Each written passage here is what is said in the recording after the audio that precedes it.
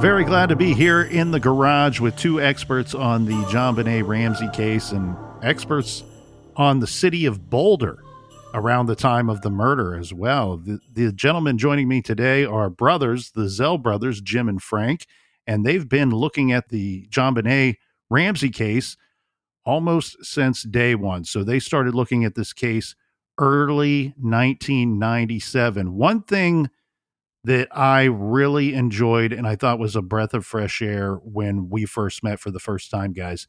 You told me about something that you call the Boulder syndrome. Could you explain again to me what that is and to our wonderful listeners what it is that you call the Boulder syndrome? Well, thanks for having us on, Nick. We appreciate the time. Thank you, Nick.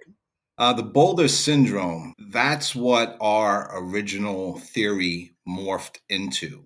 In January of 1997, we devised our own theory about the case. We called it the sex ring theory. We do not believe that John or Patsy Ramsey killed their child, but maybe were involved in something which put their daughter in harm's way and led to her death. That was our theory. And as we looked into Boulder, as the days went on, the weeks, the months, the years, we started finding out that there were all these cases and we were getting bits of information about things that not many people knew about and involving child sexual abuse. So for us, it became bigger than the JonBenet Ramsey case, and we call it the Boulder syndrome.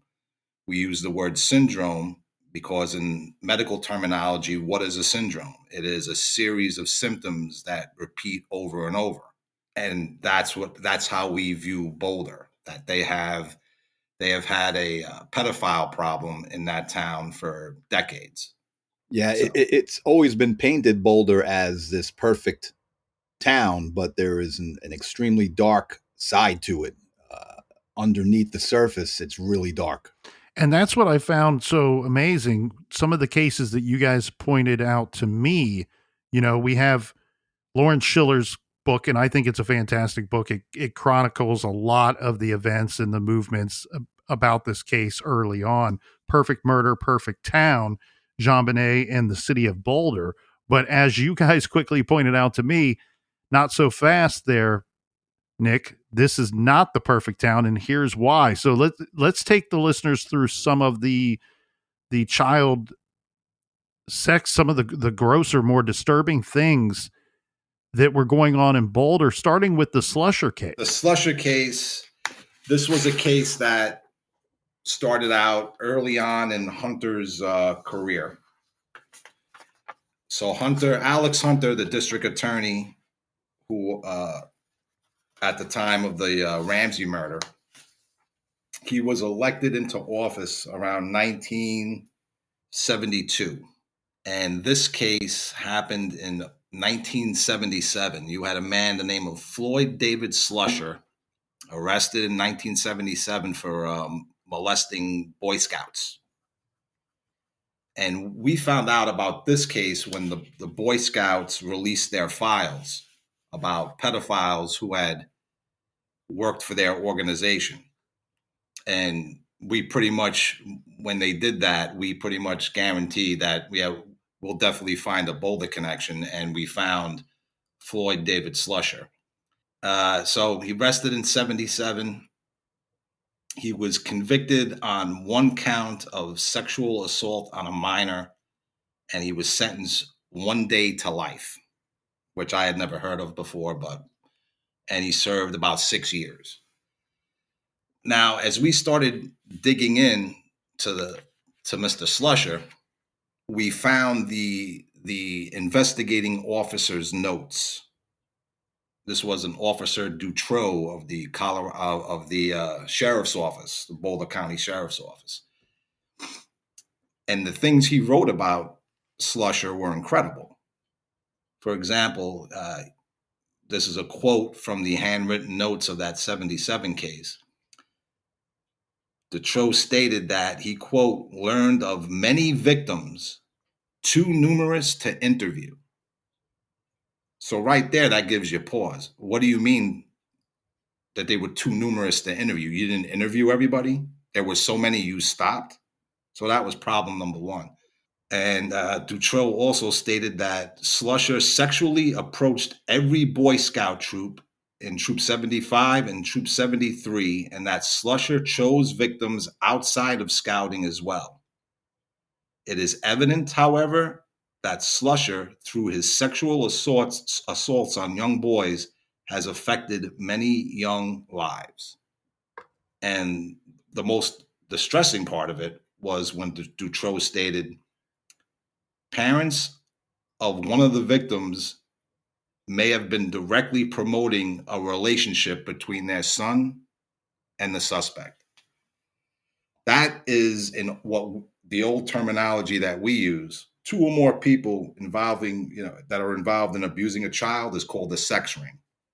That's what we always called it and still do. Today, you call it human trafficking. So this case ends up, he's arrested for several counts, and Hunter and his office plead him down to one count. Now, the parents of the other kids were outraged, but Hunter tried to calm them down, but saying, look, if we charge them, if we do all 8, it's going to come out to the same sentence. And that was said to kind of keep the parents at bay. But what the parents didn't know about were the handwritten notes by Officer Dutroux. Hunter didn't have to plead him out. He could have went back to Dutroux and interviewed the numerous amount of witnesses that they didn't interview. And you could have hit him with a slew of charges and kept him in prison for a much longer time. But that didn't happen. And that's, for us, where it starts. I'm sure there's cases before 77, but you're going to see a common theme with, like, everybody bashes the police department, and we do too. But the district attorney's office, they're the ones who were really at fault, in our opinion. And Slusher's, when he was initially arrested, the acts that he was accused of being committed at the time, they were atrocious, horrible. But yet you had many people come to his defense. You had professors write letters to the judge. You had lawyers that were not representing him, obviously, but they were writing letters for him to be lenient, if not straight out released. They wanted him released on bond, if you could believe it. Slusher did this he did all this by the ripe old age of 24 years old. Yeah, the statistics will tell us that they usually start at that late teens, early 20s age for this type of behavior, these type of gross actions and crimes. And what we're seeing here is, I think with the Slusher case, I look at that one and I go, well, this is showing me that either these molestation cases, and I don't know the details of some of the crimes that he committed, but the molestation cases, especially in the 70s, they were handled a lot differently back then than they are today. And so that could be a little bit a sign of the times kind of thing. But I think you're right. What we're going to see with some of these cases is either some kind of disconnect where we're not convicting these people to the fullest extent of the law. And why are we not doing that? And what's behind that? So let's move forward, guys, to 84. I believe it was 1984, the Sid Wells case. I believe it was 1983, Nick. Okay. It was the murder of Sid Wells by the person arrested for the murder. His name was Thane Smyka. And this is where you're going to hear how Alex Hunter handled. It wasn't just the Ramsey grand jury that he was kind of messing around with. He kind of screwed with the Sid Wells grand jury and made deals. And just to touch on, because we're going to actually get to that maybe touch on it with this case as well. When you said that in the 70s they handled cases different, in Boulder it never changed. Right.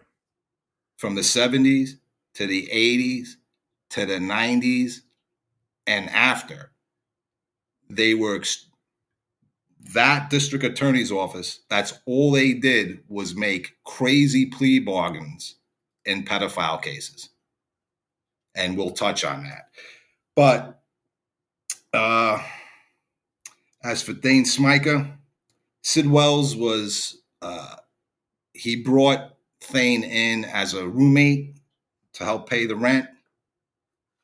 Thane was usually late with the rent, which Sid Wells complained about. And Thane was a bit of a drug user, also a drug dealer.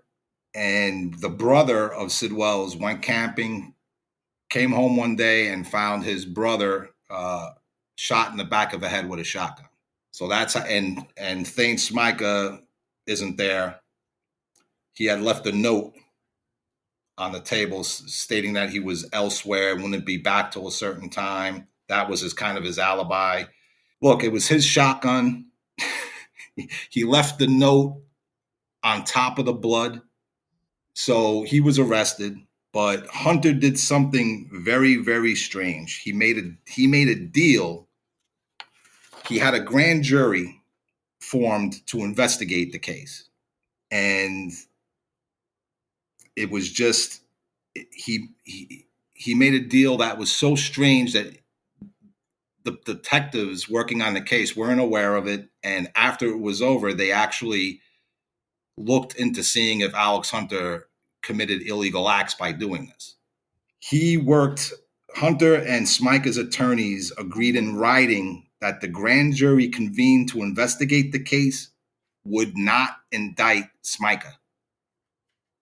That was the deal Hunter made with Smyka's attorney. And they also agreed that Smyka's mother and sister would not be called as witnesses. Why? Because Smyka's own mother said he did the murder. So what happens? They make that deal, and in exchange, Smyka's attorney allows Smyka to remain in police custody, even though no charges are formally filed against him. Now, they only have so much time to hold him. Then they release him. He sticks around Boulder for a period of time, and then he disappears. And to this day, they're still looking for him. That's how Alex Hunter handled that case. Let's push forward and go to the Downsboro case. Bruce Dunsbor was working for the University of Tennessee when he was arrested in 2013. And he was caught up in this worldwide investigation, and it was called Project Spade. And this Project Spade was, they were investigating a Canadian film company called Azov Films. And this Azov Films, they were into child torture pornography. So Bruce Dunsbor was caught up in this. He was arrested, and there were some other people arrested in this. U.S. Senator Lamar Alexander's chief of staff, his name was Jesse Ryan Larskin. He was also arrested, but he wound up committing suicide. There were about 350 people in total that were arrested in this investigation. And then going back to Dunsbor, he had about 20,000 images that were on his computer, and this is some of the most brutal stuff, the abuse and torture of toddlers, really horrific material. Dunsbor, this is where he was arrested in Tennessee, but there's a tie-in. It goes back to Boulder, Colorado, and Dunsbor was arrested in Boulder, Colorado in 1986. Jim, I'm sorry if I don't mean to jump over you. Go ahead. In the 80s, Bruce Dunsbor lived, in Boulder and in the surrounding area, and he worked at the College of Boulder in the grants department. Mm-hmm. Go ahead, Jim. Continue. Sorry about that. No, that's true. Yeah, he lived there, and he was a lawyer, and he molested 2 boys, and he pleaded guilty to sexual assault on a child and sexual assault in the 3rd degree. Obviously, the common pattern: no jail time is ever given in these cases. In the first case, he received a deferment, and in the second case, he received, I think it was 2 years probation. And he also mentioned to Tennessee investigators that he also molested other children as well, but that was never really pursued. Yeah, his words were he got away with it. Yeah, he got away with it. That's right.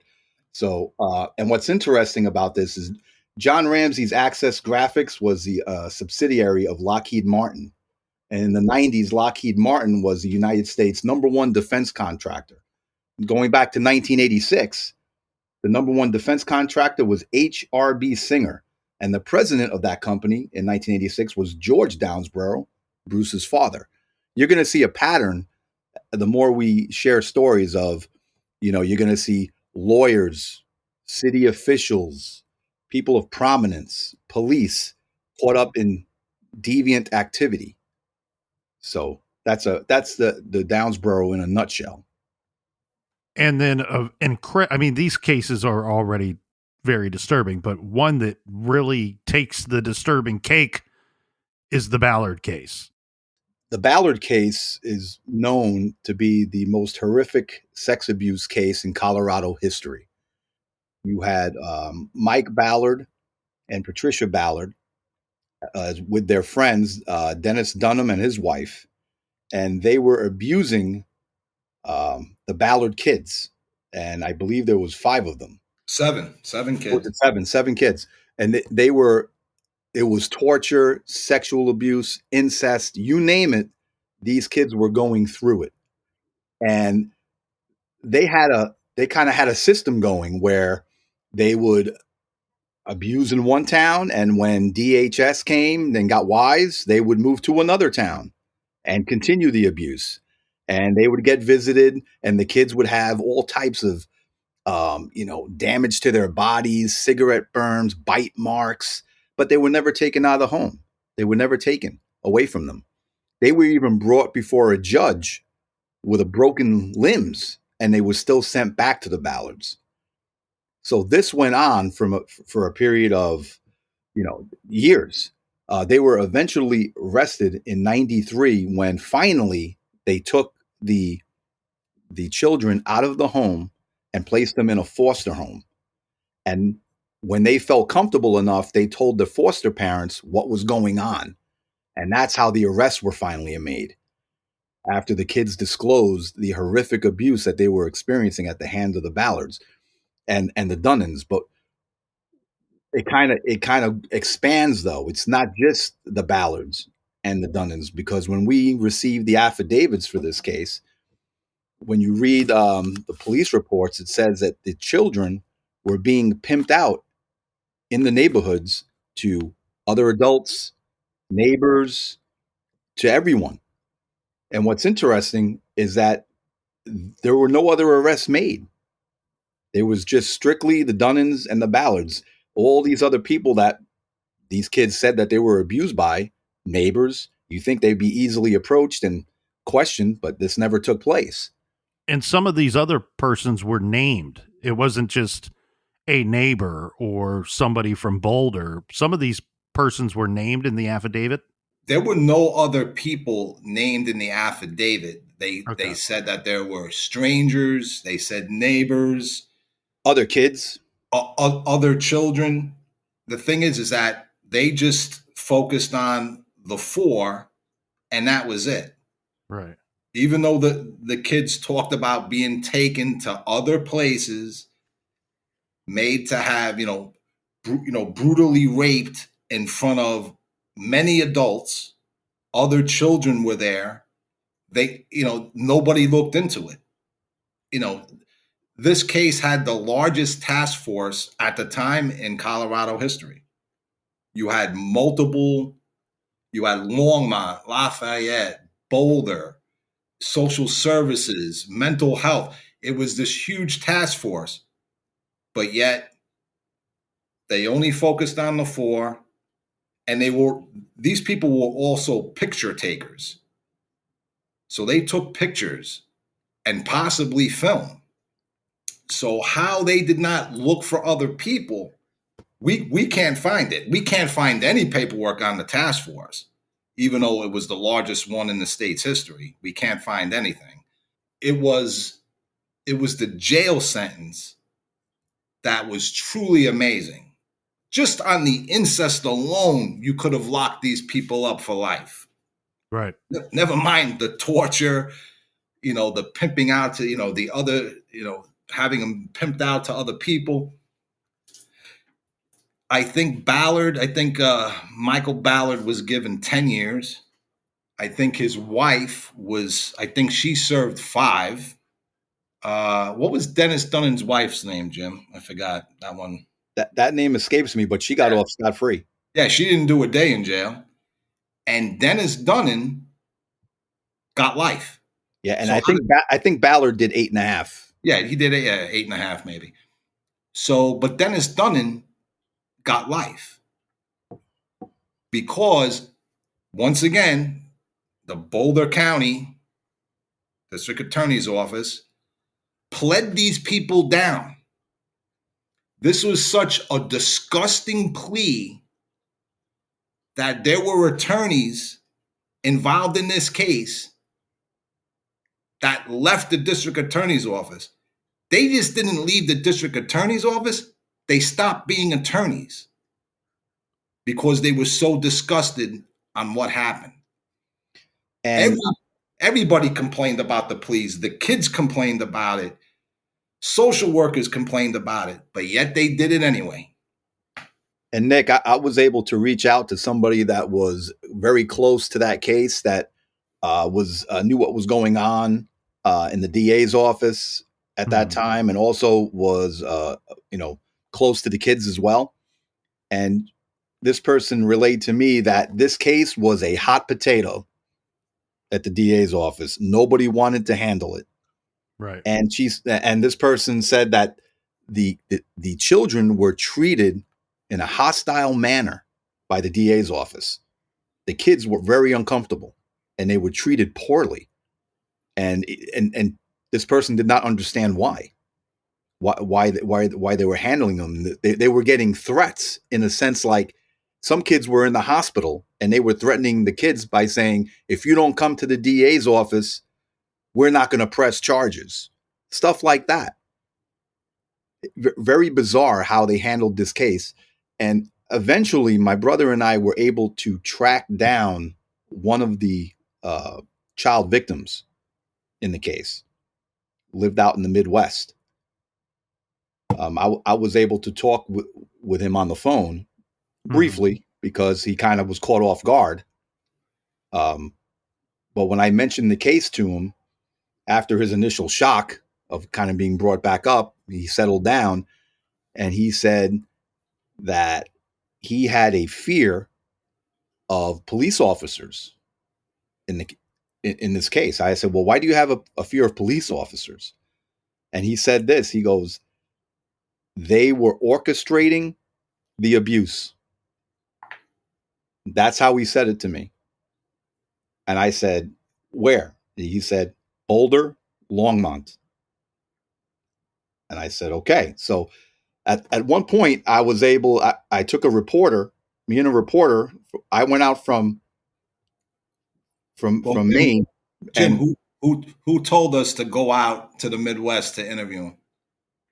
He did. No. Who told us to do it? You remember? Ollie Gray. Ollie Gray. We told Ollie Gray this information about what one of the Ballard, what the Ballard kid had said to my brother. Right. And Ollie was like, you need, because of his health issues at the time, he couldn't travel. So he begged us to do it. He found it to be that important. Yeah. So once I got out there with the reporter, I had conversations with the Ballard kid, and he said he was going to show, but eventually he backed out. So it was kind of a failed trip on the sense that he wouldn't show up to speak further on it. When he mentioned the police orchestrating the abuse, that's what I really wanted to dig deep into.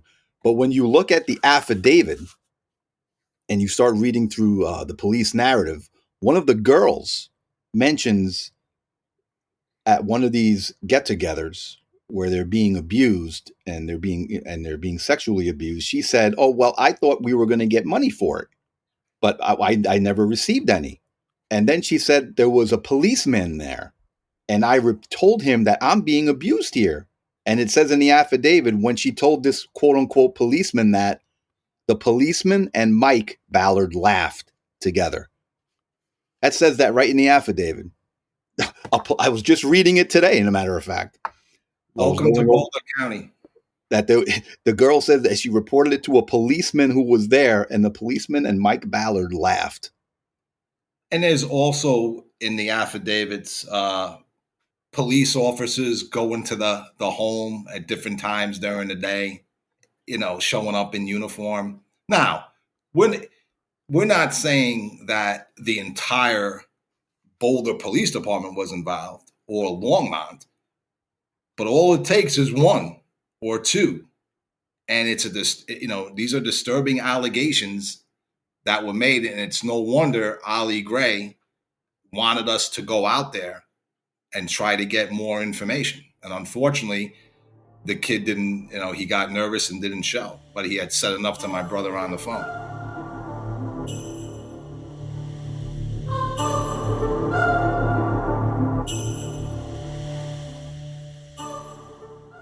Let's be real. No matter how well you know someone, gift giving is never easy. But this year, get those on your list a gift they actually want with Quince. Quince creates timeless essentials that never go out of style. You'll have them in your closet forever. Quince has all the cold weather must-haves like 100% Mongolian cashmere crew neck sweaters from $59, suede bomber jackets, and organic cotton sweaters. The best part, all Quince items are priced 50 to 80% less than similar brands. Give your nearest and dearest the gift of Quince cashmere this year.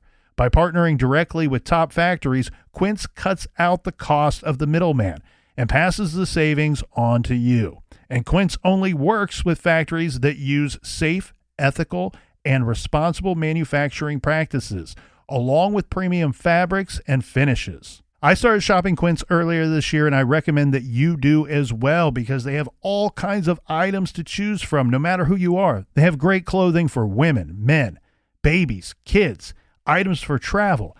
And for me, the hardest thing is finding a great t-shirt. Some of you out there might be looking for sweaters, activewear, shirts, polos, loungewear, pants, or shorts. I went straight to the tees section and I picked me up several quality tees. These are high quality, very comfortable, and their prices are great. It's luxury brands and quality at great prices. Make gift giving better this year with Quince. Go to quince.com/garage for free shipping and 365-day returns on your order. That's QUINCE.com/garage to get free shipping and 365-day returns. Quince.com/garage. As we wrap up the year and usher in the next, it's a perfect time to reflect on what truly matters, the people we love the most. This year, resolve to keep them safer than ever with the award-winning Simply Safe system, named Best Home Security of 2023 by U.S. News and World Report. Simply Safe is comprehensive protection for the whole home, with advanced sensors that not only detect break-ins, but fires, floods, and other threats to your home, and getting you the help you need. With new 24/7 live guard protection, monitoring agents can actually see, speak to, and confront intruders in your home. Available only from Simply Safe to actually stop crime in real time. Satisfaction is guaranteed. Try Simply Safe for 60 days, risk-free. If you don't love it, return your system for a full refund. Simply Safe saves the day every day for me. I can keep an eye on my home, especially my front porch and package deliveries. And the 24/7 professional monitoring team monitors the property, windows and doors while I'm sleeping and while I'm away. Save yourself the worry with Simply Safe. Keep your home and family safer than ever in the new year. As a listener, you can save 20% on your new system with a Fast Protect plan by visiting simplysafe.com/garage. Customize your system in just minutes at simplysafe.com/garage. There's no safe like Simply Safe.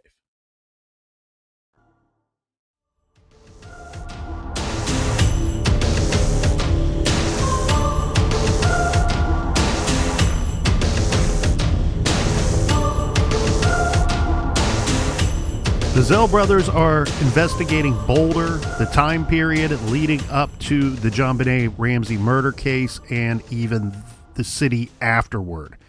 If anyone has any tips, they're looking for information in all of the cases that we've just discussed, as well as anything that was going on that was not on the up and up in Boulder in the 1990s and after.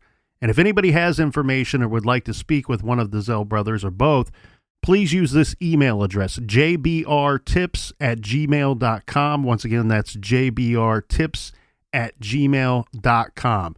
What we are seeing here time and time again, and what these cases point out, is a flawed history of the town of Boulder and the persons that are supposed to be responsible for investigating horrific crimes. And a lot of the crimes we just talked about, crimes against children.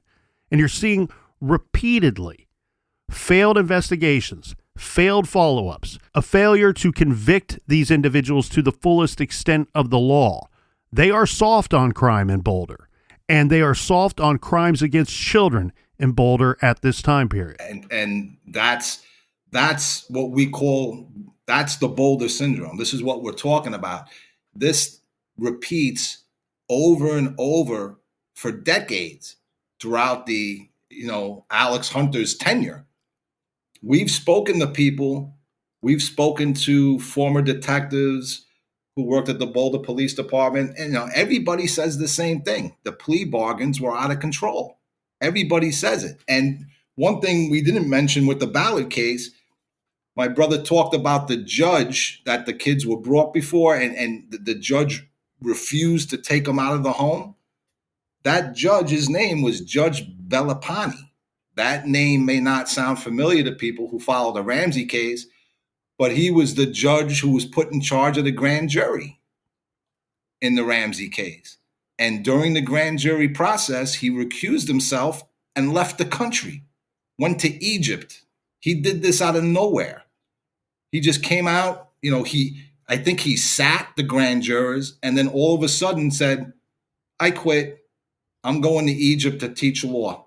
So there's the connection between the Ballard case and the Ramsey case with that one. Well, and to kind of fill in the listeners here a little bit, if anybody's out there shaking their heads going, I don't know, this seems like a lot to believe. Anybody that's read JonBenet Inside the Ramsey Murder Investigation by Steve Thomas, who was the detective and one-time lead on the case, the very beginning of his book, he's a police officer. He's a detective working for Boulder, for the city of Boulder. And he spends the beginning of his book talking about how outrageous and how plea deals were a common theme in the county courts out there in Boulder leading up to the murder of JonBenet. And I think Stephen Singular, the author who wrote Presumed Guilty, actually, there's a part in the book where he's interviewing Detective Wickman. Mm-hmm. And Wickman hints to something and says, I was looking to arrest a city councilman, but I don't have the book in front of me, but to paraphrase, I was told to back down. That's what you're dealing with in Boulder. So when you start building these cases up, is it really any wonder why this case isn't solved? And it gets worse. I mean, the Ballard case is really horrific, but these cases keep on going. One, for example, is the Jerry Berry case, right? That's a child pornography case. Oh, absolutely. Jerry Berry. This is one of my favorites. And he lived relatively close to the Ramseys, correct? Well, he didn't live really close, okay, but he worked as the treasurer for First Baptist Church. Okay. Which was pretty much down the block and across the street from St. John's Episcopal, the Ramsey Church, mm-hmm, which is minutes away from the Ramsey home. But Jerry Berry. So he's the treasurer for First Baptist Church. He's arrested, and this was, I want to say, 1999. So First Baptist used to have a program where they helped families that were down on their luck. And a woman shows up with, with three kids, three girls. And of course, they're going to help him out. Jerry Berry's going to take a personal interest in him. So he starts to take the kids to his house with the mother's permission. And eventually what happens is that he starts taking pictures of them in different states of undress. Now, these girls were, I think, 4, 5, and 7. And strangely enough, they had a brother. And the brother from the town they came from, which escapes me at the moment, the brother was in jail for molesting his sisters. That's right.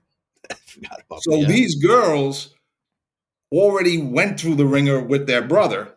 Now the mother takes them to First Baptist Church. They're going to get help. And Jerry Berry is the one that's going to help them. And he, like I said, he starts taking pictures of them in different states, topless. He shows the pictures to the mother. She's fine with it. So what does that tell you? The mother's okay with what he's doing. And then, the molestation starts in the bathtub. Well, I'm not going to go in. The kids were so young, I'm not really going to go into it. Right. So then they make an arrest. They arrest him. They take out filmmaking equipment from his house, cameras. That's how he even got arrested, was he brought film to be developed. And the person developing the film back in 1999 saw what was on the camera and called the cops. And that's how they arrested him. So they got him dead to rights. Then we're told he actually has a prior in another state for the same thing. They surmise that he is also a child pornographer. And that's coming because I wound up getting in touch with one of the officers directly involved in the case itself. And that question I posed directly to the officer. I said, was he involved in child pornography? And they said, yes, we believe he was a child pornographer in the area. That's what he was doing. For his own use or to sell or trade? For apparently both, personal and to sell, because they brought in the postal service to track where the pornography was going and to who. And that's when the investigation got shut down. Plea bargain. Of course. And the officer I was talking with when I mentioned, what the thoughts were when the plea bargain came down, this officer said, I literally fell off my chair. It's a quote. I mean, how could you not be shocked? And that person that worked on that case wound up leaving. I would too. She, I think she went to the West Coast. But another plea bargain. When you have as the district attorney, you have the photographs, and you've traced and tracked photographs in child pornography that was sent through the U.S. mail, and yet you're still at that point there's no reason for a plea bargain. You have the evidence to show the jury, look how disgusting this person is, the laws that he's breaking. He's not fit to live in our society. He belongs behind bars. You wouldn't find a jury that wouldn't convict that guy, and yet you're letting him get a plea bargain. Yeah, it gets more interesting once the plea bargain is handed down. Jerry Berry breaks parole. Well, wait. First, whoa. Before you get to the parole, to get to Nick's point that he just made, what I think happened is that they didn't want to know who else had the pornography. Mm-hmm. That's why they shut the case down, pled the case out. But here's the thing. Now, remember, this is 1999. This isn't 1977. This isn't Slusher times. This is 1999. This is nearly 3 years after the murder of JonBenet Ramsey. You figure you want to make an example out of these people, right? Yep. You figure the town has learned its lesson that they're going to get to be hard on pedophiles. They plead them out to house arrest, no jail time, lifetime probation. So your sentence is to be sent and confined to the place that you were committing a lot of these crimes. Yeah. And obviously no contact with children, a lifetime, probation. You can, that's it. You're on the hook now. You got to watch your steps. So he breaks parole.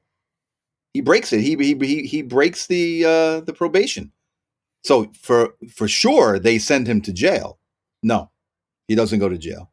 Then he breaks the probation a second time. Now that's the one for sure. They're going to send him to the slammer. Nope, doesn't happen. A third time. Nope, doesn't happen. 4 times it took. Now it starts to get to the point where, and this is what Ollie Gray always told me about the Ramsey case. He's like, you want to get to the bottom of what happened? Figure out who knew who.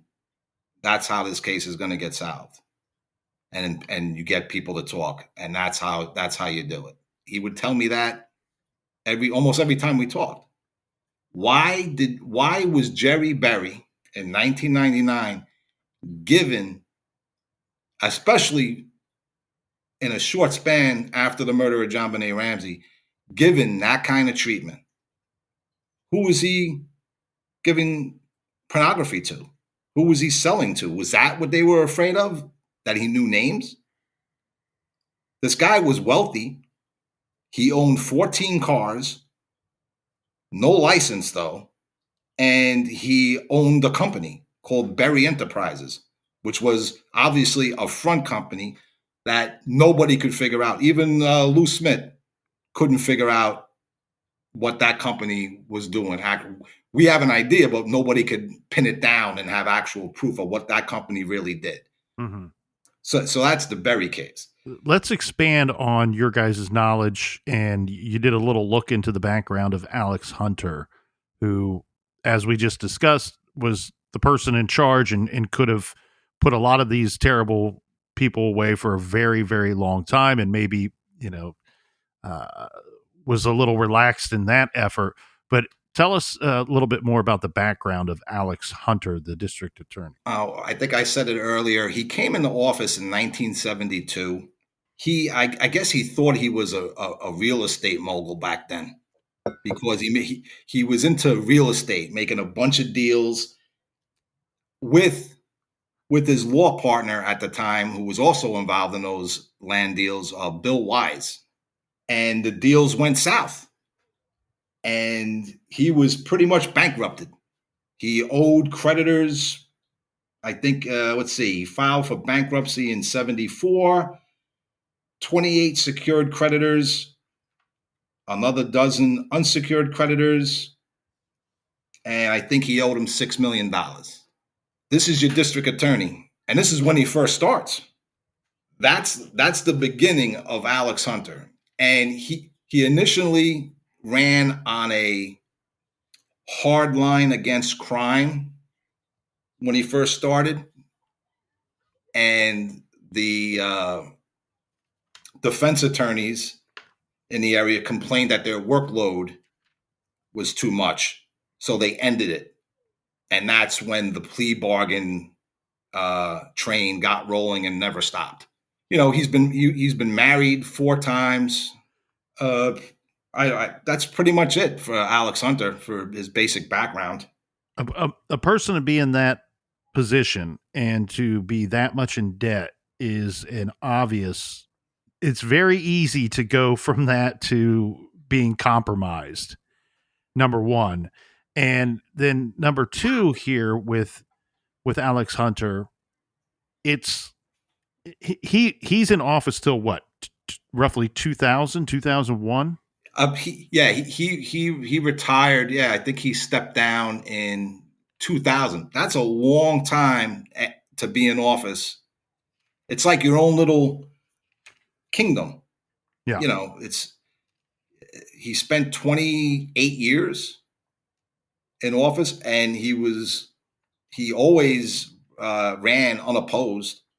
But what brought him down was the Ramsey case. Well, and you're going to have somebody out there that's going to say, but Nick, you're saying he's letting these these sickos plea out to shorter sentences, maybe no jail time, but he ran on a platform on being tough on crime. Well, my response to that would be, if that's your argument, look, nobody's ever won an election by announcing that they're going to be soft on crime. So it's just part of the packaging for getting that job, as far as I'm concerned. Yeah, it's So part of the political world. that's right. Now, what I thought was so much fun, I had talked to you guys a handful of times and very much enjoyed our conversations. And then I sat down and I read Stephen Singular's very good book, Presumed Guilty, and I had no clue that this was going to happen. At some point, he starts talking about you guys, and he referred to it as the Zell Brothers probe, the Zell Brothers investigation into the JonBenet Ramsey case. So talk about what it is that you guys set out to do in 1997, and maybe some of the more famous individuals or people that are very close to this case that you met and interacted with along the way. Well, as I had mentioned earlier, in 1997, so we literally got involved in this case almost from the beginning. I think we started looking into it, Jim, about 3 days after? Yeah, it was right away. Yeah, the 29th of 96. And I don't know if you want us to mention how we got going on our, I guess we can mention it, if we can do it quick. Yeah. So 1996, we start looking into it, and to us, it just the whole thing looked off. And that's when I called my brother and I said, Jim, maybe we should just take a look around the town, see if this is in our wheelhouse. And it didn't take long, just a couple of days. And my brother will tell you the phone call that set us off on a 27-year journey. Well, before we get into 27 years, originally you thought you would solve this in how long? Oh, well, I originally told my brother, I said, Jim, this won't take long, probably a year. Well, come on. Missed it by that much. Beautiful. But it wasn't for a lack of trying, right? Yes. Well, no. So tell us about the phone call. You're talking about the early days of the internet, right? So where do you really go to get your information about a town? You always go to the library. That was your resource. That's where the history of a town is. It's a town's memory is the library. The people that work at the library know the people of the town. So that's who I called.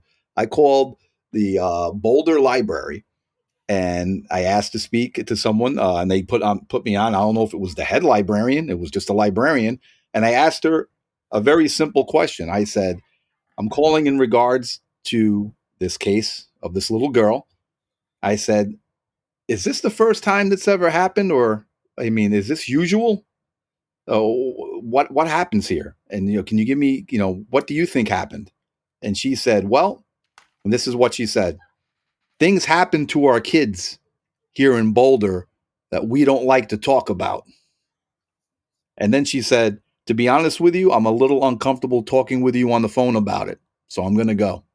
And then I said, okay, things happen to our kids here that we don't like to talk about. That almost sounds like from right out of the novel Stephen King's It, right? Yeah. There's something going on here with the kids, and they're getting pulled and vanishing off the streets.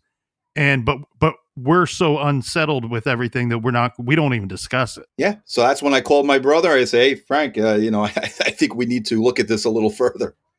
Yeah. And then I found a mechanic who didn't go that far, but talked about rumors of things happening to kids.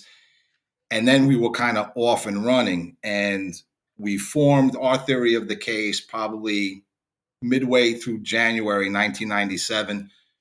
And we called it the sex ring case. And as I said earlier, we do not believe that John and Patsy Ramsey killed their daughter.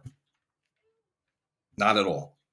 We believe that they may have been involved in something that led to their daughter being killed, and then for whatever reason helped cover it up. That was our theory. And we had certain goals that we wanted to, I shouldn't call them goals. We thought if our theory was going to be correct, that certain things were going to happen. And me and my brother have worked other cases over the years. And when you start to predict the future of the case or things that happen in the case and you're predicting it ahead of time, you're usually on the right track. Mm-hmm. So we said, okay, sex ring theory. Were there sex rings in the town? We found that out relatively quickly that there were sex rings operating in Boulder. In the Ramsey case, we would have to find someone who would come forward and accuse either John, Patsy, or someone close to them of child sexual abuse. So we started digging in Boulder. Now, meanwhile, while we're looking for that witness, and we had a plan, or I had a plan for sure, that if we found a witness that would make that claim, at the time I had a place that they could stay. We'd get them out of Boulder. I'd get them on the East Coast, put them up. That way they'd have no worries. Hire private investigators to investigate their claims, and then get a reporter to write an article on what the private investigators could prove, and hence put pressure on the Boulder Police Department. That was the goal, to find the witness, and then lo and behold, a witness comes forward. But just not as we thought it would be, which would be locally in Boulder. This witness came from California, and she came forward. She was under therapeutic care. She was, and the therapist she was seeing said, yes, what she's saying is valid, because her claim that she was abused in California, right? What reminded her, when she heard about the JonBenet case, she was like, hey, not only was she abused the way I was abused, but there are players that are involved with her that were involved in my abuse.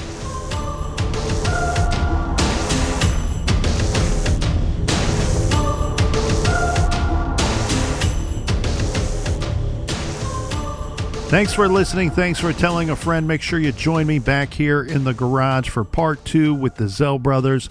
Until then, be good, be kind, and don't litter.